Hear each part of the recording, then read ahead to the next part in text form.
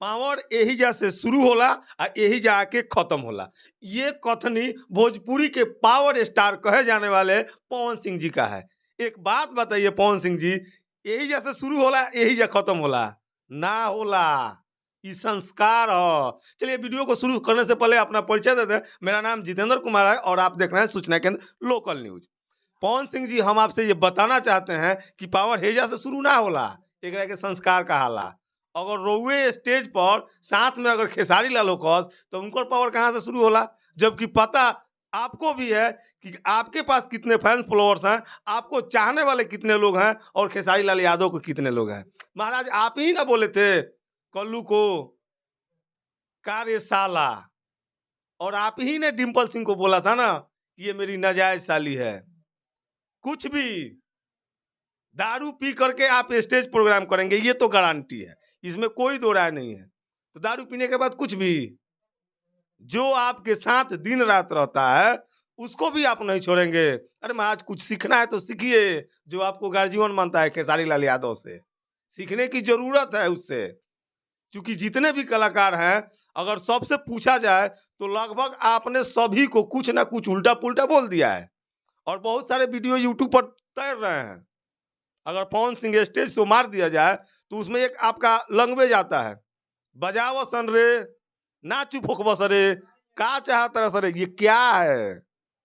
दर्शक मेरा भगवान है, दर्शक हुई सब कुछ है, फिर ये क्या है? हेजा से शुरू होला, कुछ ना होला। सबसे पहले आपको संस्कार की जरूरत है।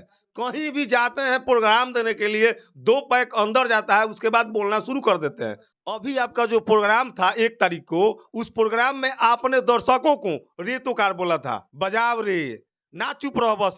क्या है? कभी कभी आप ही ना बोलते हैं जी दर्शक भगवान होता है। भगवान को कोई ऐसे बोलता है? अगर तमीज सीखना है तो खेसारी लाल से सीखिए ना।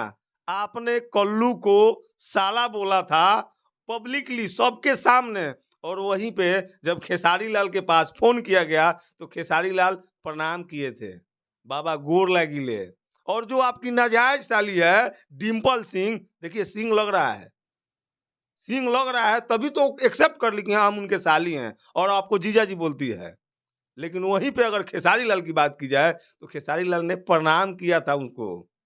खेसारी लाल कभी दर्शकों को रेतोकार नहीं बोलते हैं, लेकिन आप हर स्टेज शो में रेतोकार जरूर बोलते हैं। ये आपका संस्कार है। पावर यही जैसे शुरू होला यही जा खत्म होला।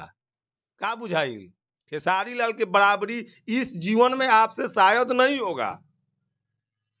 इसके लिए आपको दोबारा जन्म लेना होगा। और रही बात पारिवारिक झमेला, तो आज तक खेसारी लाल के पत्नी, खेसारी लाल का बेटा बेटी अलू पियाज कोई लाइफ में नहीं आया, ना ही कोई कैमरा के सामने आना भी चाहता है।